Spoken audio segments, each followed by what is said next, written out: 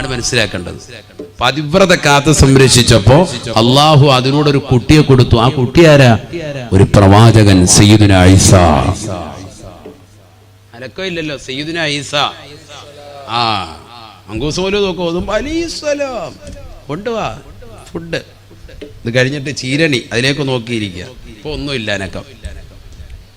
ഉറക്കെ പറഞ്ഞു, സയ്യിദുനാ ഈസാ ഒരു സാധാരണ വ്യക്തിയല്ല. ഈസാ നബി അലൈഹിസ്സലാം പ്രവാചകന്മാരിൽ നിന്ന് തന്നെ വലിയ അത്യുത്കൃഷ്ട പദവിയുള്ള വ്യക്തിയാണ് സയ്യിദുനാ ഈസാ അലൈഹിസ്സലാം.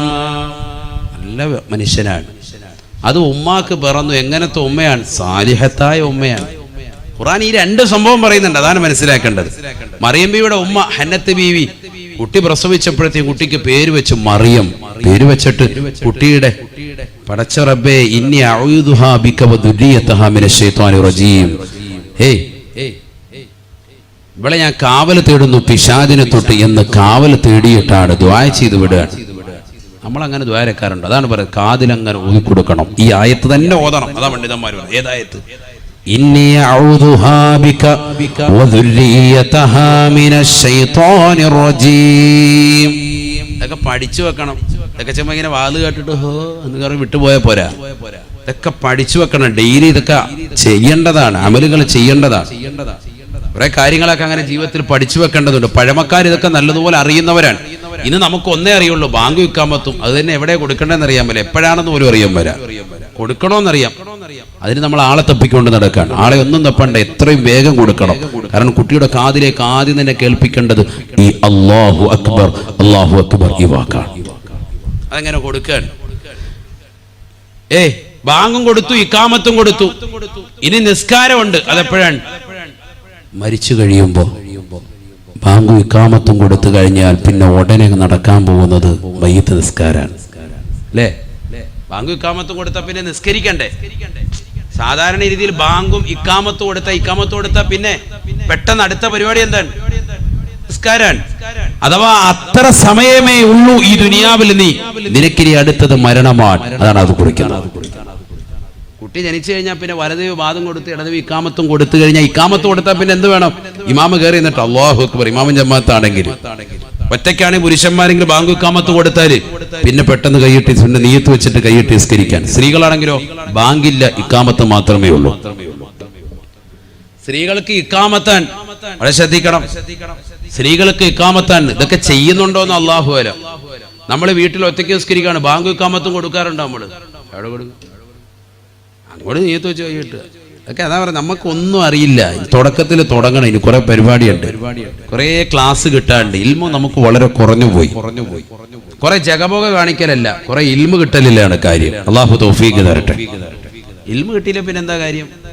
അതുകൊണ്ട് ഇൽമാകണമല്ലോ, ദുൽമാകരുത്, അക്രമമാകരുത്. കുറെ ഇൽമു കിട്ടിയില്ല, ഫായിദയില്ല. സ്ത്രീകൾക്ക് ഇക്കാമത്ത് കൊടുക്കണം. ഒരു വക്കത്ത് നിസ്കരിച്ചു, നീ സുബഹി നിസ്കരിച്ചു. ചിലര് കലാ വെട്ടുന്നുണ്ടാവും. അവന് ളുഹർ നിസ്കരിക്കാൻ കിടക്കാൻ അസറുണ്ട്. ളുഹർ നിസ്കരിച്ചു, ഇനി അസർ നിസ്കരിക്കുമ്പോ വീണ്ടും ഇക്കാമത്ത് പുതുക്കണം. ഇക്കാമത്ത് കൊടുത്തിട്ട് അടുത്ത് നിസ്കരിക്കണം. അസറിന്റെ നിയത്ത് വെച്ചിട്ട് വീണ്ടും നിസ്കരിക്കണം. ആരാ ശ്രദ്ധിക്കണം? നിയത്ത് വെക്കാൻ കൈയിട്ടുക. ഇക്കാമത്ത് കൊടുത്തൊക്കെ സമയം കളയുന്നതിന്. ഇതാണ് നമ്മുടെ അവസ്ഥ. നിർബന്ധമാണ് മുസ്ലിയരെ? അതല്ല. പക്ഷെ ചെയ്യേണ്ട അമലുകൾ ചെയ്യേണ്ടതുപോലെ ചെയ്തെങ്കിലേ പ്രതിഫലം ഉണ്ടാവുള്ളൂ. പരിപൂർണമായ പ്രതിഫലം കിട്ടേണ്ട ഇതൊക്കെ വെറുതെ കാട്ടിക്കൂട്ടലല്ലോ ഇസ്ലാം. സ്ത്രീകൾ എത്ര പേരുണ്ട് ഇഖാമത്ത് കൊടുത്തിട്ട് നിസ്കരിക്കുന്നവർ? എത്ര ആളുകളുടെ ശ്രദ്ധിക്കുന്നവർ? സഹോദരിമാരൊന്നും അത് ശ്രദ്ധിക്കുന്നേ ഇല്ല. നിയ്യത്ത് പോലും വെക്കാതെ വെറുതെ കൈയ്യട്ടി നിസ്കരിക്കുന്ന എത്രയോ സഹോദരിമാരുണ്ട്. തറാവി നിസ്കരിക്കാൻ വേണ്ടി കൈയ്യട്ടി അങ്ങനെ നിസ്കരിക്കലല്ലേ, നിയ്യത്ത് തന്നെ ഇല്ല, ഫാത്തിഹ സൂറത്തില്ല. എന്താണ് നമ്മുടെയൊക്കെ ജീവിത ശൈലി? നഊദു ബില്ലാഹി, അല്ലാഹു കാക്കട്ടെ. കുട്ടി ജനിച്ചു കഴിഞ്ഞാൽ 7-ന്റെ അന്ന് കുട്ടിക്ക് വേണ്ടി അഖീഖയുടെ അറവുണ്ട്. ഒക്കെ ഞാൻ മുമ്പ് പറഞ്ഞിട്ടുള്ളതാണ് പള്ളികൾ, അതുകൊണ്ട് ഞാൻ ഓടിച്ചു പോവാൻ. അന്ന് തന്നെയാണ് പേരിടൽ കർമ്മം നടത്തുന്നത്. 2 വയസ്സെത്തിയ തന്നെ ആടിനെ വേണം, മാടിനെ വേണം അറക്കാൻ. ആൺകുട്ടിയാണ് ജനിച്ചത് എങ്കിൽ 2 ആട് സുന്നത്തുണ്ട്. പെൺകുട്ടിയാണ് ജനിച്ചത് എങ്കിൽ, നിനക്കുണ്ടായതെങ്കിൽ 1 ആട് സുന്നത്തുണ്ട്. ഇതൊക്കെ പഠിക്കേണ്ടതാണ്. അങ്ങനെയാണ് ശറഅ് പഠിപ്പിച്ചിട്ടുള്ളത്.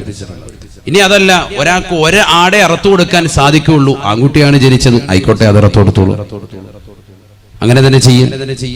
ഒരു പോത്തിനെ അറുത്തു കൊടുക്കാൻ കഴിവുള്ളവനാണ്, പോത്തിനെ അറുത്തു കൊടുക്കട്ടെ, ബിസ്മില്ലാ ചെയ്തോട്ടെ. പക്ഷെ 2 വയസ്സെത്തിയിരിക്കണം. ഇതിന് രണ്ടിനും നമ്മുടെ നാട്ടിലുള്ളതാകുന്ന ആടും മാടും ഒക്കെ 2 വയസ്സെത്തിയതാണെന്ന് എങ്ങനെ അറിയൂ ഉസ്താദേ? അത് അതിന്റെ കച്ചവടക്കാരോട് ചോദിക്കുക. കളവ് പറഞ്ഞാൽ അവനെ കാലെ കെട്ടിയിട്ട് പടച്ചോ ശിക്ഷിച്ചോളും. കളവ് പറയുന്ന ആളുകൾ അനവധിയാണ് ആ വിഷയത്തിൽ. നഊദു ബില്ലാഹി, അല്ലാഹു ആക്കട്ടെ. ഉളഹിയത്തിന്റെയും മറ്റും ആടുമൊക്കെ പോത്തിനെയൊക്കെ വാങ്ങാൻ പോകുമ്പോൾ ചോദിക്കാണ്ട് ഇതെങ്ങനെയാണെന്ന് ചോദിച്ചു കഴിഞ്ഞാൽ വയസ്സെത്തിയതോ ഡയറി ആയിട്ട് എടുത്തോ. കാരണം കച്ചവടം നടക്കാൻ വേണ്ടി കളവ് പറയുന്നവർ ധാരാളം ആളുകളുണ്ട്. അവർ അശ്രദ്ധ പതിപ്പിച്ചുകൊണ്ടാണ് ആ പറയുന്നത്. വളരെ ഗൗരവമുള്ള വിഷയമാണ്. അറിവില്ല എങ്കിൽ അറിവില്ല എന്ന് പറയണം. അറിവുണ്ട് എങ്കിൽ അതനുസരിച്ചിട്ടേ കച്ചവടം ചെയ്യാവുള്ളൂ. കച്ചവടത്തിന് കൃത്രിമത്വം കാണിച്ചാൽ അദാബാണ്. അല്ലാഹു ആക്കട്ടെ. അക്കീക്ക, എന്റെ മകൻ മുഹമ്മദിന്റെ പേരാണോ അവരുടെ പേര്, ആ പേരിട്ടിട്ട് എന്റെ മകൻ ഇന്ന ആളുടെ സുന്നത്തായ അക്കീക്കയാണിത് എന്ന് കരുതി നിയ്യത്ത് ചെയ്തിട്ട് വേണം അറവ് നടത്താൻ. ബിസ്മില്ലി, മുസ്ലിമായ വ്യക്തി അറവ് നടത്തുന്നു. വാപ്പ തന്നെ കഴിയുമെങ്കിൽ അറവ് നടത്തി, ഇല്ലെങ്കിൽ ഒരാളെ ഏൽപ്പിക്കൻ. ചെയ്യുന്നവൻ ആരായിരുന്നാലും മുസ്ലിം ആയിരിക്കണം. വളരെ ശ്രദ്ധിക്കേണ്ടതാണ്. അറവ് വെട്ടുന്നവനൊക്കെ മിക്ക ആളുകളും, അറവ് അഥവാ അറക്കുന്ന മിക്ക ആളുകളും ചിലപ്പോൾ അമുസ്ലിമുകൾ ഉണ്ടാകും. അവരെ കൊണ്ട് അറപ്പിക്കാൻ പാടില്ല. അറവ് ശ്രദ്ധിക്കണം. അറവ് മുസ്ലിം ആയിരിക്കണം. വളരെ ശ്രദ്ധിക്കേണ്ടതാണ്. ബഹുമാനപ്പെട്ട ഇമാം ഗസാലി റഹ്മത്തുള്ളാഹി അലൈഹി പറയുന്നു, കുട്ടിക്കോടുള്ള കടമയിൽ രണ്ടാമത്തത് കുട്ടി ജനിച്ചു എന്നറിഞ്ഞാൽ മധുരം നൽകലാണ്. അത് അദ്ദേഹം പറഞ്ഞൊരു കാര്യമാണ്. മധുരം നൽകുക. അന്നത്തെ ദിവസം തന്നെ നമ്മൾ എല്ലാവർക്കും അത് സാധാരണ കൊടുക്കാറുണ്ട്. മിഠായി, ലഡു എന്തെങ്കിലും നമ്മൾ നൽകും സന്തോഷത്തിൽ. ആൺകുട്ടിയാണോ പെൺകുട്ടിയാണോ ജനിച്ചത്, ഏതായിരുന്നാലും നമ്മൾ സന്തോഷം വെക്കുക. ആൺകുട്ടിയാണ് ജനിച്ചതിൽ അമിത ആഹ്ലാദം വേണ്ട, പെൺകുട്ടിയാണ് ജനിച്ചതിൽ അമിത ദുഃഖവും വേണ്ട. അത് ഒന്നാമത്തെ കണ്ടീഷനാണ്. 2 മധുരം നൽകുക. മൂന്നാമത്തത് കുട്ടിക്ക് നല്ല പേരിട്ട് കൊടുക്കുക. അവനെ ബാങ്കും ഇക്കാമത്തും കൊടുക്കുക. മൂന്നാമത്തത് അതാണ്, ബാങ്കും ഇക്കാമത്തും കൊടുക്കുക. നേരത്തെ പറഞ്ഞതുപോലെ വലത് കാതിൽ ബാങ്കും ഇടത് കാതിൽ ഇക്കാമത്തും. നാലാമത്തത് അദ്ദേഹം പറയുന്നു, കുട്ടിക്ക് നല്ല പേരിട്ട് കൊടുക്കുക. മനോഹരമായ പേര് കുട്ടിക്ക് നൽകുക അനിവാര്യമാണ്. 5-മത്തത് കുട്ടിക്ക് ദീൻ നൽകുക. ഉടനെയല്ല, കുട്ടി വളർന്ന് വലുതാകുമ്പോൾ ദീൻ കൊടുക്കുക. അവൻ അദബ് ശീലിപ്പിക്കുക. കുട്ടിയെ ചെറുപ്പം മുതലേ അദബ് ശീലിപ്പിക്കണം. ബഹുമാനപ്പെട്ട അലി റളിയല്ലാഹു അൻഹു പറഞ്ഞു 3 കാര്യങ്ങൾ വളരെ ഗൗരവത്തിലെടുക്കേണ്ട വിഷയമാണ്. അദ്ദേഹം പറഞ്ഞു, 1 വയസ്സ് മുതൽ 7 വയസ്സ് വരെ, അഥവാ കുട്ടി ജനിച്ചത് മുതൽ 7 വയസ്സ് വരെ മാതാപിതാക്കൾ കുട്ടികളോടൊപ്പം കളിക്കണം. ലാഇബുഹും സബ്അ, അലി റളിയല്ലാഹു അൻഹു വാക്കാണ്. 7 വയസ്സ് വരെ കുട്ടിയോടൊപ്പം വാപ്പയും ഉമ്മയും ശരിക്ക് കളിതമാശയിൽ ഏർപ്പെടണം. അവനെ കളിപ്പിക്കുക, പന്ത് കളിപ്പിക്കുക, മറ്റു കാര്യങ്ങളൊക്കെ. ആ സമയത്ത് ഉസ്താദെ പ്രതിമകൾ അനുവദനീയമാണോ? ചെറിയ രീതിക്കുള്ള പ്രതിമകളൊക്കെ വെച്ചിട്ട് ചിലപ്പോൾ നമ്മൾ കളിപ്പാട്ടങ്ങൾ വെച്ച് കൊടുക്കും. അത് അനുവദനീയമാണോ? പറ്റുന്നതാണ്. കുറേ പേരുടെ സംശയങ്ങളുടെ ഒരു ഉത്തരമാണ് ഈ വാത് കേട്ടോ. ചില ആളുകൾ ഒരുപാട് ക്വസ്റ്റ്യൻ ചോദിച്ചിട്ടുണ്ട്. അതിനുള്ളൊരു ഉത്തരമാണ് ഈ നൽകുന്നത്. പ്രത്യേകിച്ച് സഹോദരിമാർ, കളിപ്പാട്ടങ്ങൾ കൊടുക്കാൻ പറ്റുമോ കുട്ടികൾക്ക്? കളിപ്പാട്ടം കൂടെ അവരുടെ പ്രായം അതാണ്. സ്വർണം നൽകാൻ പറ്റുമോ പുരുഷന്മാർക്ക്? വകതിരി വെത്തുന്നത് വരെ കൊടുക്കാമെന്ന് പറഞ്ഞ പണ്ഡിതന്മാർ ഷാഫി മദ്ഹബിലുണ്ട്. കുട്ടിക്ക് വകതിരി വെത്തുന്ന ഒരു പ്രായം വരെ, അതുപോലെ 5 വയസ്സ് വരെ 6 വയസ്സ് വരെയൊക്കെ ആൺകുട്ടികൾക്ക് സ്വർണം ധരിപ്പിക്കുക. അതാണല്ലോ മസല. സ്വർണം ധരിപ്പിക്കാൻ പറ്റുമോ? കുട്ടിക്ക് നമ്മൾ കയ്യിൽ ചെയിനിട്ട് കൊടുക്കുമല്ലോ, കാല് കെട്ടിക്കൊടുക്കും, വള സ്വർണത്തിന്റെ തള കെട്ടിയിട്ട് കൊടുക്കും. പറ്റുമോ? പറ്റും. ഒരു 5-6 വയസ്സ് വരെ പറ്റുമെന്നാണ് പണ്ഡിതന്മാർ. ആൺകുട്ടികളുടെ, പെൺകുട്ടികൾ എന്തായാലും പറ്റും. ഇലാ യൗമുൽ ഖിയാമ പറ്റും. പക്ഷെ അന്ന് അമിതമാക്കണ്ട. ചിലർ നെഞ്ചത്ത് വലിയൊരു സംഭവം, പിന്നെ കയ്യിൽ 2 കയ്യിലും ഉണ്ട്, കഴുത്തേലും ഉണ്ട്, ചെവിയിൽ ഒന്നായിട്ട് അങ്ങ് ഇട്ട് കൊടുത്തില്ല. അങ്ങനെ വേണ്ട. ഇപ്പൊ ഏറ്റവും വലിയ അപകടം ഉള്ളത് സ്വർണം പരമാവധി പുറത്ത് കാണിക്കുന്നതാണ് ഏറ്റവും വലിയ അപകടം. പ്രത്യേകിച്ച് കുട്ടികളെ തട്ടിക്കൊണ്ടുപോക്ക് ഇപ്പൊ വല്ലാതെ വർദ്ധിച്ചിരിക്കുകയാണ്. അവരുടെ കിഡ്നി എടുക്കുക, ലിവർ എടുക്കുക, പല പരിപാടികളുണ്ട്. ഒന്നുമില്ലെങ്കിലും സൂപ്പ് വെച്ചെങ്കിലും കുടിക്കുന്ന കൗമാണുള്ളത്. അതുകൊണ്ട് കുട്ടികളെ ശ്രദ്ധിച്ചോളുക. സ്വർണം ഒരുപാടിട്ട് ആഭരണങ്ങളിട്ട് അങ്ങനെ ധരിപ്പിക്കേണ്ടതില്ല. അനുവദനീയമാണ് ഇതൊക്കെ, അതാണ് ഞാൻ പറഞ്ഞത്. പെൺകുട്ടികൾക്ക് അനുവദനീയമാണല്ലോ, എന്തായാലും അനുവദനീയമാണ്. എല്ലാ പ്രായത്തിലും അനുവദനീയമാണ്. ലാഇബുഹും സബ്അ, അലി റളിയല്ലാഹു അൻഹു പറയാണ് 7 വയസ്സ് വരെ കുട്ടിയോടൊപ്പം ശരിക്ക് കളിതമാശയിൽ ഏർപ്പെടുക, അവരെ കളിപ്പിക്കുക. അത് കഴിഞ്ഞാലോ 7 to 14 വരെ വസാഹിബുഹും സബ്അ, അവരോടൊപ്പം പിന്നെ നീ നിലകൊള്ളേണ്ടത് വഅദ്ദിബുഹും സബ്അ, പിന്നെ ഒരു 7 വർഷക്കാലം പിന്നീട് അങ്ങോട്ട് നിലകൊള്ളേണ്ടത് അവർക്ക് നല്ല മര്യാദ പഠിപ്പിച്ചുകൊണ്ടാണ്. മര്യാദ പഠിപ്പിക്കണം. മോനെ ഭക്ഷണം കഴിക്കുന്നത് അങ്ങനെ, വലത് കൈ കൊണ്ട് കഴിക്കൽ, ഇടത് കൈ കൊണ്ട് മലമൂത്ര വിസർജനം നടത്തേണ്ടത് ആ കൈയാണ് ഉപയോഗിക്കേണ്ടത്. മൂക്ക് പിഴിയേണ്ടത് ഇടത് കൈയാണ് വേണ്ടത്. വാ ഇങ്ങനെ തുറക്കുമ്പോ കോട്ടുവായി വിടുമ്പോ ഇടത് കൈയുടെ പത്തി മറച്ചിട്ട് പരിപൂർണമായി അടച്ചു പിടിക്കണം. അഊദു ബില്ലാഹി മിനശ് ശൈത്വാനിർ റജീം എന്ന് ചൊല്ലണം. ബിസ്മി ചൊല്ലി ആഹാരം കഴിക്കണം. അടുത്തു നിന്ന് തന്നെ ആഹാരം കഴിച്ചു തുടങ്ങണം. വാപ്പയും ഉമ്മയും ഇരിക്കുന്ന സദസ്സിൽ മക്കൾ വന്നിട്ട് ഇരിക്കാൻ പാടില്ല, ചമ്രം പടിഞ്ഞിരിക്കാൻ പാടില്ല. ഒരു കാലിന്മേൽ മറ്റൊരു കാല് കയറ്റി വെച്ച് കണ്ടിരിക്കാൻ പാടില്ല. അതൊക്കെ മിക്ക ഇന്ന് സമൂഹത്തിൽ കാണുന്ന സംഭവങ്ങളാണ്. ഉസ്താദ് വന്നാലും നാട്ടുകാർ വാപ്പ വന്നാലും ഈ കളിയാ, ഒരു കാലും മറ്റേ കാലും വെച്ചിട്ടിരിക്കുക. ആ കളി ഉസ്താദെന്നല്ല, എവിടെ ആയാലും പാടില്ലല്ലോ. വളരെ ശ്രദ്ധിക്കാം. അദബ് കെട്ട ഇരുത്താണത്. നിങ്ങൾ മനസ്സിലാക്കി നിങ്ങളെ ഭയങ്കര വില വെച്ചെന്ന്. നമ്മുടെ മനസ്സിലെന്നാന്നറിയോ? പടിജാഹിലാണല്ലോ റബ്ബ് ഇരിക്കുന്നതെന്നുള്ള ചിന്ത അപ്പോഴേ മനസ്സ് വന്നു കഴിഞ്ഞു. നമ്മൾ ഇന്ന് കണ്ടത് പടിജാഹിലിനെയാണല്ലോ. അള്ളാഹ് ഈ ചിന്തയോടുകൂടി അങ്ങോട്ട് വരിക. നിങ്ങളോർക്ക് ഉസ്താദ് ഞെട്ടിയിട്ടുണ്ട്, നമുക്ക് നല്ലപോലെ മനസ്സിലായിട്ടുണ്ട്. അവൻ വിവരം കേട്ടവൻ അങ്ങേയറ്റം ആണല്ലോ റബ്ബേ ഇന്നിപ്പോ സംസാരിക്കാൻ പോകുന്നത് എന്ന് മനസ്സിലാക്കിയിട്ടാണ് വന്നിരിക്കുക. കാലുമ്പോ കാര്യം ഏറ്റി വെച്ചിരിക്കുക. മാതാപിതാക്കളുടെ മുന്നിൽ ഇവനാരാണെന്ന് വെച്ചാൽ ഇവനൊരു ഡിഗ്രി കരഗതമാക്കിയപ്പോ, ഇവനൊരു MBBS ബിരുദധാരിയായപ്പോ മാതാപിതാക്കളെക്കാൾ വലിയ സമുന്നതനായ ആളായോ? ഒരിക്കലും അങ്ങനെ ഇരിക്കാൻ പാടില്ല. അവരുടെ മുന്നിൽ അദബോടുകൂടി ഇരിക്കണം. നമ്മൾ ഇരുന്ന ഒരു സദസ്സിൽ വാപ്പയും ഉമ്മയും വന്നാൽ നമ്മൾ എഴുന്നേൽക്കണം. അവരെ കണ്ടുകൊണ്ട് അവരനുവാദം നൽകാതെ ഇരിക്കാൻ പാടില്ല. അവരുടെ മുന്നിലൂടെ നടക്കാൻ പാടില്ല. അവർ ഭാഷണം നടത്തുന്നതിന് ഇടയിൽ വെച്ചുകൊണ്ട് കയറി സംസാരിക്കാൻ പാടില്ല. ഓവർടേക്ക് ചെയ്ത് സംസാരിക്കാൻ പാടില്ല. ഇതൊക്കെ ചെറുപ്പത്തിലെ 7 to 14 വയസ്സിലാണ് ഇതെല്ലാം പറഞ്ഞു കൊടുക്കേണ്ടത്. ഒറ്റയടിക്കല്ല. 7 വയസ്സ് കഴിഞ്ഞ് നമ്മൾ 8ലേക്ക് എത്തിയുള്ളൂ. അവന് ഇരുതടാ, കുറെ കാര്യങ്ങൾ പറയാനുണ്ട് കേട്ടോ. കഴിക്കേണ്ടത് ഇങ്ങനെ കഴിക്കണം പാപ്പ കണ്ട. എന്നിട്ട് അവന്റെ മീനും ഒക്കെ എടുത്തിട്ട് നെയ്മീനും ഒക്കെ എടുത്ത് കണ്ട. ചില ആൾക്കാർ അങ്ങനെയുണ്ട്, മക്കളെ പഠിപ്പിക്കുന്ന. മക്കളത് ഇങ്ങനെ വേണം കഴിക്കാൻ, മീന് അവന്റെ മീനെടുത്ത് തിന്നുകൊണ്ടിരിക്കുക. അങ്ങനെ എല്ലാം കൂടി ഒറ്റ ദിവസം ഇട്ട് പഠിപ്പിക്കാൻ നിൽക്കണ്ട. ഇതൊക്കെ ഘട്ടം ഘട്ടമായിട്ട് ഇതൊക്കെ സമയം ഉണ്ടാവും. മക്കളുടെ പിറകെ നിൽക്കാൻ വയ്യെങ്കിൽ നിങ്ങൾ ഈ പണിക്ക് പോകണ്ട. അതാണ് ഒറ്റ വാക്കി പറഞ്ഞാല്. മക്കള് പിഴയ്ക്കുമെന്ന് പേടിയുണ്ടോ? എന്നാ പിന്നെ ഈ പരിപാടിക്ക് നിൽക്കണ്ട. മക്കള് സാലിഹാകണമെങ്കിൽ അവരുടെ പിറകെ കൂടണമെന്നാണ് അലി റളിയല്ലാഹു അൻഹു പറയും. അതിന് 1 to 7 വയസ്സ് വരെ ശരിക്ക് കളിപ്പിക്കണം. മക്കളെ കളിതമാശ തന്നെ വിടണം. അവരെ വെറുതെ അങ്ങ് വിട്ടേക്ക്. അവരുടെ പരിപാടി ഇത് തന്നെയാണ്. ആ സമയത്ത് അവരെ നോവിക്കാനോ ഇടിക്കാനോ ചില ആളുകളുണ്ട്. 2 വയസ്സെത്തുമ്പോഴേ തന്നെ മക്കളെ അങ്ങോട്ട് ഇടിക്കുക. മൂത്രമൊഴിക്കാൻ സ്വയമേ കഴിയിക്കണം. മൂത്രമൊഴിക്കാൻ മുട്ടിയെ പറഞ്ഞോണം. എന്നിട്ടാ നീ മൂത്രമൊഴിച്ച എന്ന് പറഞ്ഞാൽ അവനെ അങ്ങോട്ട് ഇടിക്കുക. അങ്ങനെ ചെറുപ്പത്തിലെ ചെയ്ത എത്രയോ കുട്ടികൾ പെട്ടെന്ന് തന്നെ അസുഖം വന്നു പോയിട്ടുണ്ടെന്നറിയോ? എത്രയോ പെൺകുട്ടികൾക്ക് വലിയ വിഷയമാണത്. മൂത്രം ഒഴിച്ചുകൊണ്ട് നമ്മൾ ഇരിക്കുന്നത് കാണുന്ന സമയത്ത് തന്നെ നമ്മൾ പേടിപ്പിക്കുക. റസൂലുള്ളാഹി സ്വല്ലല്ലാഹു അലൈഹി വസല്ലം തങ്ങൾ ശക്തമായി എതിർത്തതല്ലേ? യഹൂദിയായ ഒരു മനുഷ്യൻ ഹബീബായ റസൂലുള്ളാഹി സ്വല്ലല്ലാഹു അലൈഹി വസല്ലമ തങ്ങളുടെ പള്ളിയിലേക്ക് വരുകയാണ്. റസൂലുള്ളാഹി സ്വല്ലല്ലാഹു അലൈഹി വസല്ലമ തങ്ങളുടെ മദീന പള്ളിയിൽ വന്നിരുന്നുകൊണ്ട് കാഷ്ടിക്കുകയാണ്. അഷ്റഫുൽ ഖൽഖ് സ്വല്ലല്ലാഹു അലൈഹി വസല്ലമ തങ്ങളും കൂട്ടരും കടന്നു വരുകയാണ്.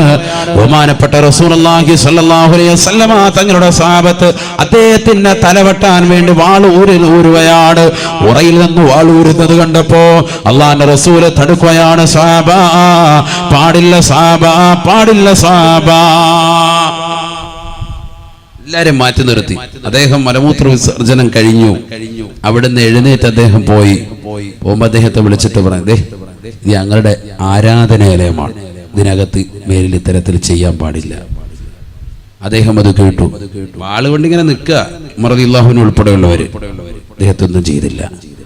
സഹാബത്ത് ചോദിച്ചു, എന്താ നബിയെ കണ്ടത്? ഒരു അവിശ്വാസിയായ മനുഷ്യൻ പള്ളിയുടെ കത്തളത്തിൽ വന്നിട്ട് ഇങ്ങനെ കാഷ്ടിച്ചിട്ട് അവനെ വെറുതെ വിടുകയാണോ? നമ്മളാണ് വെച്ചേക്കോ? മുത്തുനബി സല്ലല്ലാഹു അലൈഹി വസല്ലമ തങ്ങളെ പഠിപ്പിക്കുകയാണ്. 2 കാരണങ്ങളുണ്ട്. അതിന് 2 കാരണങ്ങളുണ്ട്. ഒന്ന്, അദ്ദേഹം അങ്ങനെ മലമൂത്ര വിസർജനം നടത്തി തുടങ്ങുന്നതിനിടയിൽ നമ്മൾ വന്നിട്ട് ഇവിടെ പറ്റത്തില്ല എന്ന് പറഞ്ഞാല് അയാളൊരു ഒറ്റ ഓട്ടം ഓടും. ഓടുന്ന വഴിക്ക് മൊത്തത്തിൽ തൂറി ആകെ ഹറാക്കാക്കി വിളിക്കിറങ്ങിയിട്ടാവും പോവുക. അല്ലേ? ശരിയല്ലേ? അവിടെ മുഴുവനാവും. പിന്നെ കഴുകാൻ മൊത്തത്തിൽ ഓടണം. ഓസം പിടിച്ചോണ്ട് പുറകെ നടക്കണം. ഇതാകുമ്പോ ഒരിടത്ത് തന്നെ ഉള്ളൂ, എളുപ്പമുണ്ട് പരിപാടി. ഉണ്ടാ? 2, രണ്ടാമത്തെ കാരണമാണ് മർമ്മപ്രധാനം. 2, അദ്ദേഹത്തിന് പിന്നീട് ആരോഗ്യപരമായ പ്രശ്നങ്ങൾ ഉണ്ടാകും. സയ്യിദുനാ റസൂലുള്ളാഹി അറപ്പിക്കുമ്പോഴേ പെട്ടെന്ന് പാടില്ല എന്ന് പറയുമ്പോൾ ഇതിന്ന് മക്കൾ ഏറ്റവും കൂടുതൽ ചെയ്ത് നമ്മളാണ്. കല്യാണ വീട്ടിൽ പോയിട്ട് പറയാതെ നീ മൂത്രം ഒഴിച്ചു, എന്താ പരിപാടി കാണിച്ചു? വീട്ടിലെത്തുമ്പോൾ ചെവിയൊക്കെ പിടിച്ച് കറക്കിയിട്ട് തലക്കിട്ടൊക്കെ 2 അടിയൊക്കെ അടിച്ച് കുട്ടി പേടി തട്ടി ആകെ വിഷയമായി. പിന്നെ മൂത്രം ഒഴിക്കുമ്പോൾ പകുതിക്ക് ഇങ്ങനെ വിറച്ച് നിന്ന് പോവുക, അസുഖങ്ങളാകുക. നമ്മൾ അങ്ങനെയൊന്നും ധൃതി പിടിക്കണ്ട. അതൊക്കെ പതുക്കെ. ഈ ഇരിക്കുന്ന മിക്ക ആളുകൾ ഒരുപക്ഷെ 15 വയസ്സും കടന്നു മുള്ളിയിട്ടുള്ള ടീമുകളുണ്ടാവും കടക്കയിൽ, ഉറപ്പാണ്. എത്ര ആൾക്കാരുണ്ട്? 12, 10, 15 വയസ്സ് വരെയൊക്കെ കടന്നു മുള്ളിയിട്ട് അവസാനം ഓതി മന്ദിരിച്ച് കോഴിമുട്ട തലയെ വെച്ച് ഊതിയിട്ടാണ് ഇത് മാറിയിട്ട് തന്നെ ഉള്ളത്. അങ്ങനത്തെ ടീമുകൾ മക്കളെ കൊണ്ടുവന്ന് 1.5 വയസ്സാകുമ്പോഴേ മൂത്രം ഒഴിക്കുന്നു പറഞ്ഞില്ലെങ്കിൽ ഞാൻ ഇടിക്കുമെന്ന് പറയുന്നതിൽ എന്താ അർത്ഥം? ശ്രദ്ധിക്കേണ്ടതാണ്. ആരോഗ്യപരമായ മക്കളെ നമ്മൾ ശ്രദ്ധിക്കണ്ടേ? അതുകൊണ്ട് 7 വയസ്സ് വരെ മക്കളെ അങ്ങനെ വിട്. പഠിപ്പിക്കേണ്ട കാര്യങ്ങൾ ഓരോ പ്രായം എത്തുമ്പോൾ അവർക്ക് പക്വത വരുമ്പോൾ അങ്ങോട്ട് പറഞ്ഞു കൊടുക്കാം, അത് ശ്രദ്ധിക്കാം, വിഷയമില്ല. അവരോടൊപ്പം കളിതമാശയിൽ ഏർപ്പെടും. മനസ്സ് വിഷമിപ്പിക്കുന്ന ഒന്നും പാടില്ല ആ സമയത്ത്. അങ്ങനെ നിങ്ങൾ ചെയ്തു നോക്കിയേ. കുട്ടികൾക്ക് ഭയങ്കര സ്നേഹമാണ് വാപ്പായും ഉമ്മയും, പിന്നെ അവരെ ഒന്നും വിടൂല. നമ്മൾ 7 വയസ്സ് വരെ ശരിക്കും അങ്ങനെ നിന്ന് നോക്ക്. വാപ്പായും ഉമ്മയും അവർ വിടൂല. ഞാൻ ഇന്നലെ ജുമാ കഴിഞ്ഞിട്ട് തിരിച്ചു പോയില്ലല്ലോ, തിരുവനന്തപുരത്തായിരുന്നു വാഴ്. അത് കഴിഞ്ഞിട്ട് ഞാൻ തിരിച്ചു പോയിട്ടില്ല, പരിസരത്ത് തന്നെ നടന്ന് കറങ്ങായിരുന്നു. അങ്ങനെ ഞാൻ നിൽക്കുമ്പോൾ വീട്ടുകാരെന്നെ ഫോൺ ചെയ്തു. ഭാര്യ ഫോൺ ചെയ്തിട്ട് ചോദിച്ചു, എന്താ എപ്പോഴാ വരിക? ഞാൻ പറയും, ഇന്ന് രാത്രിയിൽ കരുനാഗപ്പള്ളി വാദമുണ്ട്, അതുകൂടെ കഴിഞ്ഞിട്ടാകുക. അവ പറയുന്നു, മൂത്ത മകള് ഇന്നലെ ജുമാ കഴിഞ്ഞ് എൻ്റെ വാപ്പ സരി ഉസ്താദ് പള്ളിയിൽ നിന്ന് ജുമാ കഴിഞ്ഞ് തിരിച്ചു വന്നു. 2:30 ആയപ്പോൾ വീട്ടിലെത്തിയപ്പോൾ മകള് ചോദിച്ചു, അപ്പായി ഉസ്താദാണല്ലോ, അപ്പ പള്ളിയിൽ പോയിട്ട് വന്നല്ല, എന്നിട്ട് എന്താ അബ്ബ വരാത്തെന്താ? അബ്ബ എന്നാണ് എന്നെ വിളിക്കുക. അബുനെന്ന് പറഞ്ഞാൽ വാപ്പ എന്നാണല്ലോ. അപ്പൊ അവളെ ഏറ്റവും എളുപ്പമാകുന്ന വാചകത്തിൽ അങ്ങനെ തന്നെ അങ്ങ് ശീലിപ്പിച്ചു, അബ്ബ എന്നാണ് വിളിക്കുക. അബ്ബ എന്താണ് വരാത്തത്? ഉമ്മയോട് ചോദിക്കാണ്, ഭാര്യയോട് ചോദിക്കാൻ. അപ്പൊ അവര് പറഞ്ഞു, അത് പ്രസംഗം ഉള്ളത് കൊണ്ടാണ്. അപ്പം വാപ്പാക്ക് പ്രസംഗം ഇല്ലേ? വാപ്പാക്ക് എന്താ പ്രസംഗം ഇല്ലേ? അതായത് കൊച്ചുകുട്ടിയുടെ കാരണം എന്തുകൊണ്ടാണ്? നമ്മൾ കുറച്ച് ദിവസങ്ങളെ ഉള്ളൂ എങ്കിലും നമ്മളോടുള്ള ഒരു സ്നേഹം അവരുടെ മനസ്സിലങ്ങനെ നിറഞ്ഞു നിൽക്കുക. അതുകൊണ്ട് തന്നെ അവർ കുറച്ച് സമയം നമ്മളെ കാണാതാകുമ്പോൾ പള്ളിയിൽ നിന്ന് മറ്റുള്ളവരൊക്കെ വന്നിട്ട് പോലും എൻ്റെ വാപ്പ എന്തുകൊണ്ട് വന്നില്ല എന്നുള്ള ചിന്ത അവരുടെ മനസ്സിലേക്ക് പെട്ടെന്ന് കടന്നു വരിക. അവരുടെ മനസ്സിൽ അതാണ് ചിന്ത. എന്തുകൊണ്ട് മറ്റുള്ളവരൊക്കെ പള്ളിയിൽ നിന്ന് വന്നിട്ടും എൻ്റെ വാപ്പ എന്തുകൊണ്ട് വന്നില്ല? ഇതാണ് ചിന്തിക്കേണ്ടത്. നമ്മൾ കൊടുക്കുന്ന സ്നേഹം എത്രത്തോളം ഉണ്ടോ അതിനനുസരിച്ച് തിരിച്ചും കിട്ടും.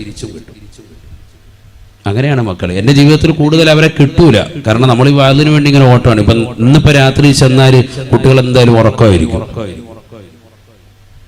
രാവിലെ കുട്ടികൾ എഴുന്നേൽക്കുമ്പോൾ ചിലപ്പോൾ ഞാൻ സുബഹി കഴിഞ്ഞിട്ട് ചിലപ്പോൾ ഇച്ചിരി നേരം ഉദയം കഴിയുമ്പോൾ ചിലപ്പോൾ കടക്കും. ആ സമയത്ത് ഇനി കടക്കാൻ പറ്റുള്ളൂ. സുബഹി എടുത്തോട്ട് ഇനി ചെല്ലുക. അപ്പോൾ എന്തായാലും ഒരു 11 മണിയാകുമ്പോൾ എഴുന്നേറ്റ് കഴിഞ്ഞാൽ പിന്നെ എനിക്ക് പോകേണ്ട ടൈമായി. നാളെ എനിക്ക് പുതിയകാവ് എന്ന് പറയുന്ന കരുനാഗപ്പള്ളിയിലല്ല, പുതിയകാവ് എന്ന് പറയുന്നതുകൊണ്ട് സ്ഥലമുണ്ട്, തൃശ്ശൂർ ജില്ലയിലെ കയ്പമംഗലത്തിനടുത്തുള്ള പ്രദേശമാണ്. അവിടെയാണ് നാളത്തെ വാഴ. അപ്പോൾ ഇവിടുന്ന് ഒരു 5 മണിക്കൂർ ട്രാവലുണ്ട്. നാളെ എനിക്ക് അങ്ങോട്ട് പോകണം. മറ്റന്നാൾ പിന്നെ അവിടുന്ന് എനിക്ക് വെളിയങ്കോട് ഉമർ ഖാദി റളിയല്ലാഹുവിന്റെ മക്കാമിന്റെ പരിസരത്താണ് പ്രഭാഷണമുള്ളത്. അപ്പോൾ അവിടുന്ന് അങ്ങോട്ട് പോകണം. ഇങ്ങനെ ഓട്ടം കഴിഞ്ഞ് എല്ലാം വരുന്നത് വ്യാഴാഴ്ച ആയിരിക്കും വരുന്നത്. വന്നു കഴിഞ്ഞ് വെള്ളിയാഴ്ച രാവിലെ പിന്നെ നേരെ ഇങ്ങോട്ട് വരികയാണ്. ഇങ്ങനെ പലപ്പോഴും മക്കളുമായിട്ടുള്ള സംവാദം വളരെ കുറവാണ് കിട്ടാറുള്ളത്. എങ്കിലും പരമാവധി ശ്രദ്ധിക്കാറുണ്ട്. ഞാൻ പറഞ്ഞു വന്നത്, നമുക്ക് കിട്ടുന്ന സമയം നമ്മളെപ്പോഴും വീട്ടിൽ തന്നെ ഉണ്ട്, നാട്ടിൽ തന്നെ ഉണ്ട്. ജോലി കഴിഞ്ഞ് അന്നന്ന് വീട്ടിൽ വരാനുള്ള സാഹചര്യമാണ് ഇരിക്കുന്ന അധികം ആളുകൾക്കുള്ളത്. എന്നിട്ടും നമ്മുടെ മക്കൾ ഒളിച്ചോടി പോവുകയാണെങ്കിൽ ഔദുബില്ലാ, അല്ലാഹു നമ്മളെ കാത്തുരക്ഷിക്കട്ടെ. മക്കളെ ശരിക്ക് സ്നേഹം കൊടുക്കുക. അതാണ് അലി റളിയല്ലാഹു അൻഹു പറഞ്ഞ വാക്കതാണ്. 7 വയസ്സുവരെ അവരെ പിടിക്കുക, ശരിക്ക് പിടിക്കുക. പാപ്പായി ഉമ്മായി രണ്ടുപേരും കൂടുക, കളിപ്പിക്കുന്നതിൽ മക്കളോടൊപ്പം കൂടുക. അതാണ് അവരുടെ പുറകെ നിൽക്കുക. പാപ്പ വലിയ പ്രായം ചെന്ന വ്യക്തിയാണെന്ന് പറഞ്ഞ് മാറി നിൽക്കണ്ട, പന്ത് കളിക്കാൻ അവരുടെ കൂടെ കൂടണം. ഹബീബായ റസൂലുള്ളാഹി സ്വല്ലല്ലാഹു അലൈഹി വസല്ലം തങ്ങളെ പരിചയമില്ലയോ? അഷ്റഫുൽ ഖൽഖല്ലയോ, ലോകത്തിന്റെ നായകനല്ലയോ? എത്രയേറെ പ്രശ്നങ്ങൾ അല്ലാഹുവിന്റെ റസൂല് അവിടുന്ന് പരിഹരിച്ച വ്യക്തിയാണ്. അന്താരാഷ്ട്ര കാര്യങ്ങളിൽ ഇടപെടുമ്പോൾ പോലും പ്രവാചകൻ തന്നെ കുടുംബത്തിന്റെ കാര്യം ഇടപെടുകയാണ്. ബഹുമാനപ്പെട്ട ഹസൻ ഹുസൈൻ റളിയല്ലാഹു അൻഹും ആരാണവർ? മുത്തുനബിയുടെ അനുയായികളല്ലയോ, അള്ളാന്റെ റസൂലിൻ്റെതാകുന്ന മക്കളല്ലയോ? ആ കൊച്ചുമക്കളെ റസൂലുള്ളാഹി സ്വല്ലല്ലാഹു അലൈഹി വസല്ലമ തങ്ങൾ അവരെ തോളിലിരുത്തിക്കൊണ്ട് കളിപ്പിക്കുകയാണ്. ബഹുമാനപ്പെട്ട ഉമർ റളിയല്ലാഹു തആല ഒരിക്കൽ അവരെ കാണുകയാണ്. അള്ളാന്റെ റസൂലിനെ കാണുമ്പോ റസൂലുള്ള തലയിൽ ഇരുത്തിക്കൊണ്ട് കുതിര കളിപ്പിക്കുകയാണ്. ബഹുമാനപ്പെട്ട ഉമർ ഇബ്നുൽ ഖത്താബ് റളിയല്ലാഹു തആല പറയുകയാണ്, നിഅമൽ ഫറസു തഹ്തകുമാ, എത്ര നല്ല കുതിരയാണ്, എത്ര നല്ല കുതിരയാണ്. നിങ്ങൾ കുതിര പുറത്താണല്ലോ കയറിയിരിക്കുന്നത്, നിങ്ങളുടെ താഴെയുള്ളത് എത്ര മനോഹരമായ കുതിരയാണ്. അള്ളാന്റെ റസൂലുടനെ പുഞ്ചിരിച്ചുകൊണ്ട് പറയുകയാ, തന്റെ പിഞ്ചോമന മക്കളെ തോളിലെടുത്തുകൊണ്ട് കുതിര കളിപ്പിക്കുകയാണ്. കുതിര നടക്കുന്നത് പോലെ നടക്കുകയാണ്. അള്ളാന്റെ റസൂൽ ഉടനെ തന്നെ പറയുകയാണ്, വനിഅമൽ ഫാരിസാനിഹുമാ, ഉമറേ ഉമറേ, എത്ര നല്ല സവാരിക്കാരാണ് ഇവരെന്നറിയുമോ എന്ന് ഹബീബുനാ ശഫീഉനാ റസൂലുള്ളാഹി. ഞാൻ നല്ല കുതിരയാണ് എങ്കിൽ ആ കുതിരപ്പുറത്ത് മാന്യമായ രീതിയിൽ യാത്ര ചെയ്യാൻ അറിയാവുന്ന നല്ല രണ്ട് സവാരിക്കാരാണ് ഇവർ കേട്ടോ, സയ്യിദുനാ റസൂലുള്ളാഹി. വനിഅമൽ ഫാരിസാനിഹുമാ സയ്യിദുനാ റസൂലുള്ളാഹി. നമ്മളാണെങ്കിൽ നമ്മുടെ വീട്ടിൽ നിന്ന് വരുമ്പോഴത്തേക്ക് നമ്മളിങ്ങനെ തോളത്ത് കളിപ്പിച്ചുകൊണ്ടിരിക്കുക, ആയി നല്ല കുതിരയാണല്ലോ താഴെ കിടക്കുന്നത്. ഇങ്ങനെ പറഞ്ഞു കഴിഞ്ഞാൽ പിള്ളേരെ ചെവിക്ക് രണ്ടടി കൊടുക്കും, ഇറങ്ങണാവ് ഇവരുണ്ട് ചാടിച്ച്. നബി ആ പരിപാടിയൊന്നും ഇല്ല, ഇതിന്റെ പുറകെ തന്നെ നിൽക്കുക. ആദരവായ റസൂലുള്ളാഹി സ്വല്ലല്ലാഹു അലൈഹി വസല്ലമ തങ്ങൾ നമസ്കരിക്കുകയാണ്. നബി തങ്ങൾ സുജൂദിൽ കിടക്കുന്ന സമയത്ത് ബഹുമാനപ്പെട്ട ഹസൻ ഹുസൈൻ റളിയല്ലാഹു അൻഹുമാ ഇതേ രീതിയിൽ കളിക്കുകയാണ്. കാരണം നമസ്കാരത്തിലല്ലാത്തപ്പോ നബി ഇങ്ങനെ ചെയ്തിട്ടുണ്ട്. അപ്പൊ കുട്ടികൾക്ക് സുജൂദി കിടക്കുന്ന കണ്ടപ്പോ അവർക്ക് തോന്നി ആ കുതിരകളിയാണെന്ന്. ഓടി വന്ന് തോളത്ത് കയറും. നബി സല്ലല്ലാഹു അലൈഹി വസല്ലം തങ്ങൾ സുജൂദിൽ തന്നെ അങ്ങനെ കിടക്കുകയാണ്, എഴുന്നേക്കുന്നില്ല. കാരണം എന്താ? അവര് കളിച്ചോട്ടെ, അവർക്ക് ഞാൻ എഴുന്നേക്കുമ്പോ അവർക്കൊരു ബുദ്ധിമുട്ടാകണ്ട, മറിഞ്ഞു വീഴണ്ട. അതിന് നബി സുജൂദിൽ കുറെ നേരം ദീർഘിച്ച് കിടന്നു. നമ്മളാണെങ്കിൽ നിസ്കാരത്തിൽ അങ്ങോട്ട് കയറരുതെന്ന് പറഞ്ഞിട്ടുള്ളേ, നിസ്കാരം മുറിയിലോട്ട് അവനെ ശരിക്ക് ഇടിച്ച് തകർത്ത് ആകെ ബൊച്ചയും ബഹളവും. പെണ്ണുങ്ങളെ വിളിച്ചിട്ട് ഇവനെ കൊണ്ടു കാല വരെ ഒരൊറ്റ ഏറ്, വാതിലിന്റെ രണ്ടാട ഒത്തോ ബഹളമായിരിക്കും. ഇതാണ് കാരുണ്യം സയ്യിദുനാ റസൂലുള്ളാഹി. മനസ്സിലാക്കണം. അഖ്റാ ബിൻ ഹാബിസ് റളിയല്ലാഹു തആല അൻഹു അറിയില്ലയോ സ്വഹാബിയാണ്, കാട്ടറബിയായ മനുഷ്യനാണ്. അല്ലാഹുവിന്റെ റസൂലിന്റെ ചാരത്തേക്ക് വരുമ്പോ റസൂലുള്ളാഹി ഈ രണ്ട് മക്കളെയും കൊച്ചുമക്കളെയും എടുത്തു വെച്ചുകൊണ്ട് ചുംബിക്കുകയാണ്. അഖ്റാ ബിൻ ഹാബിസ് റളിയല്ലാഹു അൻഹുവിന്റെ മനസ്സ് വല്ലാതെ പതറിപ്പോയാണ്. നബി തങ്ങളോട് പറയുകയാണ്, യാ റസൂലല്ലാഹ്, ഇന്നലി അശറതൻ മിനൽ ഔലാദ് മാ ഖബ്ബൽതു വാഹിദൻ മിൻഹും, 10 മക്കളുണ്ട് റസൂലേ, എനിക്ക് ഒരൊറ്റ കുട്ടികളെ പോലും ഞാൻ ചുംബിച്ചിട്ടില്ല റസൂലേ, ഞാൻ ഇന്ന് വരെ ചുംബിച്ചിട്ടില്ല. മക്കളെ ചുംബിക്കുന്നത് കണ്ടപ്പോ അത് പാടില്ല എന്ന് മനസ്സിലാക്കിക്കൊണ്ട് പറഞ്ഞതായ സ്വഹാബിയോട് അല്ലാഹുവിന്റെ റസൂൽ പറയുകയാണ്, ഇന്നഹു ലാ യർഹം അല്ലാ യുർഹം, കുട്ടികളോട് കാരുണ്യം ചൊരിയണേ, അവരോട് കാരുണ്യം ചൊരിയാത്ത കാലത്തോളം അവരിൽ നിന്നും ലോകത്തിന്റെ നായകൻ പറയുകയാണ്, അല്ലാഹുവിൽ നിന്നും കാരുണ്യം നിങ്ങൾ പ്രതീക്ഷിക്കേണ്ടതില്ല. മക്കൾ എന്തുകൊണ്ടാണ് മാതാപിതാക്കളെ വൃദ്ധസനത്തിലേക്ക് തള്ളിയിടുന്നത്? മക്കൾക്ക് ചെറുപ്പത്തിൽ നിങ്ങൾ സ്നേഹം പകരാത്തത് കൊണ്ട്, അവർക്ക് കൊടുക്കേണ്ട സ്നേഹം മാന്യമായി നൽകാത്തത് കൊണ്ടാണ് എന്ന് ഹബീബുനാ ശഫീഉനാ റസൂലുള്ളാഹി അലി റളിയല്ലാഹു തആല പറയുകയാണ്, 7 വയസ്സ് വരെ മക്കളോടൊത്തുകൊണ്ട് നിങ്ങൾ നിലകൊള്ളണേ, അവരെ കളിപ്പിച്ചുകൊണ്ട് നിലകൊള്ളണേ. പിന്നീടുള്ള 7 വയസ്സ് അവർക്ക് അദബ് പഠിപ്പിക്കേണ്ടതായ സമയമാണ്, മര്യാദ പഠിപ്പിക്കേണ്ട സമയമാണ്. മുതിർന്നവരെ ബഹുമാനിക്കാൻ, മലമൂത്ര വിസർജന മര്യാദകൾ, ഭക്ഷണം കഴിക്കുന്ന മര്യാദകൾ, ആലിമീങ്ങളെ ബഹുമാനിക്കേണ്ടത്, മുതിർന്നവരെ ബഹുമാനിക്കേണ്ടത്, ഏതൊക്കെയാകുന്ന മര്യാദകളുണ്ടോ അതെല്ലാം തന്നെ പഠിപ്പിച്ചു കൊടുക്കേണ്ട സമയമാണ് എന്ന് അലി റളിയല്ലാഹു അൻഹു 14 വയസ്സ് മുതൽക്ക് പിന്നീടുള്ള 7 വയസ്സ് കാലഘട്ടം 21 വയസ്സ് വരെ വസാഹിബുഹും 7 നിങ്ങളുടെ മക്കളോടൊപ്പം നിങ്ങൾ കൂട്ടുകാരെ പോലെ ഫ്രണ്ട്ഷിപ്പായി പെരുമാറണേ എന്ന് ഹബീബുനാ ശഫീഉനാ റസൂലുള്ളാഹി. 10ാം ക്ലാസ്സിൽ പഠിക്കുന്നതായ പെൺകുട്ടിയല്ലയോ 14 വയസ്സ് മുതൽ 15 വയസ്സ് വരെ എത്തുന്നത്? അവരെ ശൂലമടിക്കുന്ന പ്രായമാണ്, അവരെ കൂകി വിളിക്കുന്ന പ്രായമാണ്, അവരുടെ മക്കനെ തട്ടിപ്പറിക്കുന്ന പ്രായമാണ്, അവളുടെ വണ്ടിയുടെ പിന്നാമ്പുറത്തെ കയറ്റാൻ വേണ്ടി കാമുകന്മാര് വിളിക്കുന്നതായ സമയമാണ്. ഫ്രണ്ട്ഷിപ്പായി നിലകൊണ്ടാൽ അവൾ വീട്ടിൽ വന്നുകൊണ്ട് പറയാൻ ഉപകരിക്കുമേ എന്ന് അലി റളിയല്ലാഹു അൻഹു. വസാഹിബുഹും സബഅ, 14 മുതൽ 21 വയസ്സ് വരെ നിങ്ങൾ എന്ത് ചെയ്യണം? അവരെ പരിപൂർണമായി ഫ്രണ്ട്ഷിപ്പിൽ നിലനിർത്തണം. എത്ര കുടുംബങ്ങളുണ്ട് അങ്ങനെ? ഉമ്മ ഭയങ്കര ഫ്രണ്ട്ഷിപ്പ്, വാപ്പ ഫ്രണ്ട്ഷിപ്പ് ഉണ്ട്, കാര്യങ്ങളൊക്കെ ചോദിക്കുന്നു. സ്കൂളിൽ പോയ മോളെ ഇങ്ങനെ ഉണ്ടായിരുന്നു, സൗകര്യം, അതൊക്കെ ചോദിക്കണം മക്കളോട്. മക്കളൊരു വസ്ത്രം ഇട്ട് കണ്ടു കഴിഞ്ഞാല് പുതുവസ്ത്രമാണ്, വാപ്പ വാങ്ങിച്ചു കൊടുത്തു, ഉമ്മ പറഞ്ഞിട്ട് വാങ്ങിയതാണ്, വാപ്പായും ഉമ്മായും കൂടി വാങ്ങി വീട്ടിൽ കൊണ്ടുവന്നു. മകൾ അത് ഇട്ട് കാണുമ്പോ വാപ്പ പറയണം സൂപ്പർ, തമാം, യാ അല്ലാഹ്, അടിപൊളി. അപ്പൊ സന്തോഷത്തോട് പറയണം, അല്ലെ മൊബൈൽ നോക്കിയിട്ട് കൊള്ളാം കണ്ടോ, സമയമില്ല, ആ പരിപാടി പറ്റൂല. വിളിച്ചടുത്ത് നിർത്തിയിട്ട് നെറ്റിയിൽ ഒരു ഉമ്മ ഒക്കെ കൊടുത്തിട്ട്, കൊള്ളാം എന്റെ മോള് നല്ല സുന്ദരിയാ, സൂക്ഷിക്കണം കേട്ടാ, എല്ലാവരും കൊത്തിക്കൊണ്ട് പോരുത്, ശ്രദ്ധിച്ചോണം, വാപ്പാടെ കരളാണ് എന്നൊക്കെ ഒന്ന് പറഞ്ഞേക്കണം. അപ്പൊ അവൾക്ക് മനസ്സിലായി എന്റെ വാപ്പ എന്നെ വല്ലാതെ കെയർ ചെയ്യുന്നുണ്ട്, ഞാൻ ഒന്ന് ശ്രദ്ധിക്കണം. നമ്മൾ തന്നെ സൗന്ദര്യം ഒന്ന് പുകഴ്ത്തിയേക്കണം. ഈ സൗന്ദര്യം നമ്മൾ പുകഴ്ത്താത്തത് കൊണ്ട് പുകഴ്ത്തൽ പുറത്തുനിന്ന് കിട്ടുകയാണ്. അവിടെയാണ് വിഷയം. ഇവിടെ പുറത്തോട്ട് പോകുമ്പോ ബസ്സിന്റെ ക്ലീനർ സൂപ്പറാണല്ലേ, അടിപൊളിയാണല്ലേ, മഞ്ഞയായിരുന്നു നല്ലത് ഇന്നലെ ഇട്ടത്. ഇവള് പിറ്റേ ദിവസം തന്നെ ആ മഞ്ഞ ഇട്ടുകൊണ്ട് വരികയാണ്. അപ്പോൾ ഇവളിങ്ങനെ കാണിക്കും, ചിണുങ്ങിയെ കാണിക്കും, മഞ്ഞ. പിറ്റേ ദിവസം നോക്കുമ്പോൾ കിളി നോക്കുമ്പോൾ ഉണ്ട് അയാളുടെ കിളി പോയി, നോക്കുമ്പോൾ ഉണ്ട് മഞ്ഞ ഇട്ടുകൊണ്ട് വന്നിരിക്കുക. ഇതാ കളി. കാരണം എന്താ? വീട്ടിൽ നിന്ന് കിട്ടാത്ത സ്നേഹം നാട്ടിൽ നിന്ന് കിട്ടുകയാണ്, പുറത്തുനിന്ന് കിട്ടുക. ഇതാണ് സമൂഹത്തിൽ നടക്കുന്നത്, റിയലായി നടക്കുന്ന സംഭവമാണ്. അതേസമയത്ത് ഉമ്മാട് ഫ്രണ്ട്ഷിപ്പ് ഉണ്ടെങ്കിലോ, ഉമ്മാട് ഫ്രണ്ട്ഷിപ്പ് ഉണ്ടെങ്കിലോ വീട്ടിൽ തിരിച്ചു വന്നിട്ട് പറയുന്നേ, ഞാൻ പോയ പിന്നെ ബസ്സിലെ അയാള് അത് കൊള്ളാന്ന് പറഞ്ഞു. ഉമ്മാട് എന്തും തുറന്നു പറയും, ഫ്രണ്ട്സാണ്, എന്തും തുറന്നു പറയും. സഹോദരങ്ങളും പറയും, അതിനൊന്നും ഒരു മടിയില്ല. കൂട്ടുകൂടണം, മക്കളോട് നല്ലതുപോലെ കൂട്ടുകൂടണം. നന്മയുടെ കാര്യത്തിൽ ഒരുമിച്ചിരുന്നുകൊണ്ട് ഭക്ഷണം കഴിക്കണം, തീന്മേശയിൽ ഒരുമിച്ചിരുത്തണം, മക്കളെയൊക്കെ ഒരുമിച്ചിരുത്തിയിട്ട് ഭക്ഷണം കഴിക്കണം.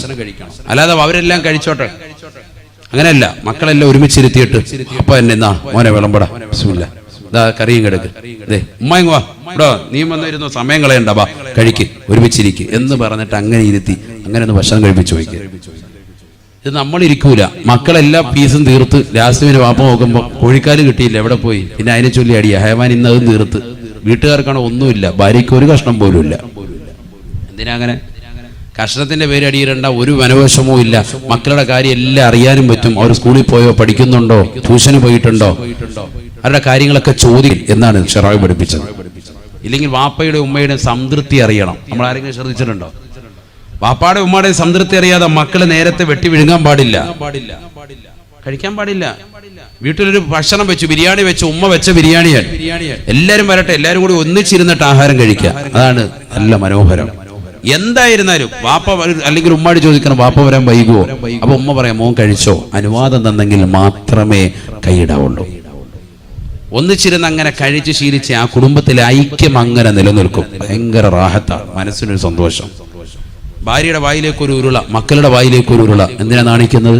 സ്വന്തം മക്കളല്ലേ, മക്കൾ ഇത് കണ്ടു വളരട്ടെ, ഈ സ്നേഹ കൂട്ടായ്മ കണ്ടു വളരട്ടെ. അവള് പിന്നെ ഒരിക്കലും ചങ്ക് പറിച്ചു തരുന്ന മാതാപിതാക്കളുള്ളപ്പോ പിന്നെന്തിനാ വേറൊരു ചങ്കിന് അവള് കൂട്ടുകൂടുന്നത്? വേറൊരു കൂട്ടുകൂട്ട് പോകുന്നത് എന്തിനാ? എന്റെ മാതാപിതാക്കളെ വഞ്ചിച്ചിട്ട് ഞാൻ ഒരിക്കലും പോകൂല. അവള് ദൃഢനിശ്ചയം ചെയ്യും, ഉറപ്പാണ്.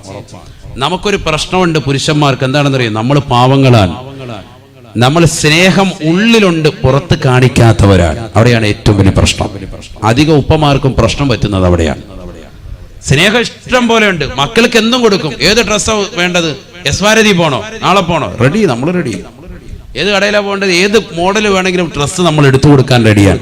പൈസ ഇങ്ങനെ എണ്ണി കൊടുക്കും. പക്ഷേ അതിന്റെ പിറകെ നിൽക്കാൻ നമുക്ക് സമയമില്ല.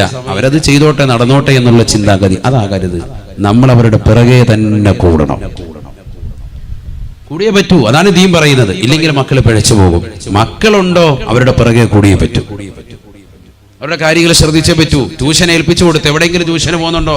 ഈ ഇരിക്കുന്ന എത്ര പേർക്ക് പറയാൻ സാധിക്കും മക്കൾ ഇന്ന സ്ഥലത്താണ് ട്യൂഷന് പോകുന്നത്, അവൻ ഇത്ര മണിക്ക് കറക്റ്റായിട്ട് അവിടെ ചെല്ലുന്നുണ്ട്, ആ ട്യൂഷൻ സെന്ററിന്റെ ഇന്ന ഭാഗത്താണ് അവന്റെ സൈക്കിൾ കൊണ്ടുപോയി വെക്കുന്നത്, അവൻ ഇത്ര മണിക്ക് ആ സൈക്കിൾ എടുത്തിട്ട് അവിടെ നിന്ന് വന്ന് ഇന്ന കടയിൽ നിന്ന് പാല് വാങ്ങിച്ച് ഇന്നടത്ത് നിന്ന് പലചരക്ക് സാധനം വാങ്ങിച്ച് ഇത്ര മണിക്ക് അവൻ കറക്റ്റ് വീട്ടിലെത്തുന്നുണ്ട്. ആർക്കാ പറയാൻ സാധിക്കുന്നത്? നമ്മൾ ഈ കണക്ക് കൂട്ടുന്നത് മുഴുവൻ സമയം ഒരു പക്ഷേ പിഴവായിരിക്കും. അവൻ ആ സമയത്ത് തിയേറ്ററിലായിരിക്കും, അവൻ ആ സമയത്ത് പൈങ്കിളി പുസ്തകങ്ങൾ വാങ്ങാൻ ഇന്ന കടയിൽ വന്നിട്ട് ക്യൂ നിൽക്കുന്നവനായിരിക്കും. മക്കൾക്ക് നമ്മൾ കൊടുക്കേണ്ട കുറെ കാര്യങ്ങൾ കൊടുക്കാത്തത് കൊണ്ടാണിത്. ദീൻ കൊടുക്കേണ്ട സമയത്ത് ദീൻ കൊടുക്കണം. മദ്രസ വിദ്യാഭ്യാസം കൊടുക്കേണ്ട പ്രായത്തിൽ അത് നിർബന്ധമായും കൊടുക്കണം. അത് കേവലം ശനി ഞായർ 2 ദിവസങ്ങൾ വെച്ച് ഒതുക്കാൻ പാടില്ല.